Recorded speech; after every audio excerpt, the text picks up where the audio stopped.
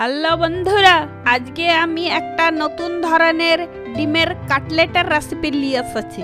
একটা পাত্রে 2-3টা আলু সিদ্ধ করে মেখে নিয়ে নিব আর 2-4টে ডিম সিদ্ধ করে ঘষনিতে ঘষে ওর মধ্যে দিয়ে দেব। কিছুটা জিরা গুঁড়া, কাশ্মীরি লঙ্কার গুঁড়া, কিছুটা কাঁচা লঙ্কা, যে যেরকম ঝাল খাবেন বন্ধুরা সেরকম দিয়ে নেবেন। রসুন কুচি, পেঁয়াজ কুচি, স্বাদ মতো নুন আর কর্নফ্লাওয়ার দিয়ে মাখিয়ে নেব। বন্ধুরা, আমি এর মধ্যে একটু গরম মশলার গুঁড়াও দিয়েছি। আর মেখে দেখলাম মাখোটা ভালো করে হয়নি, ওই জন্য আরেকটু কর্নফ্লাওয়ার আর একটু মিট মশলা দিয়ে ভালো করে মেখে কাটলেটের আকারে গড়ে নেব।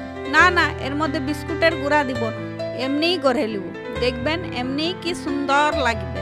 বাস আবার কি, কড়াইয়ে সাদা তেল যখন হালকা গরম হবে তখন ওই কাটলেট গুলা দিয়ে মিডিয়াম ফ্লেমে লাল লাল করে ভেজে নিব।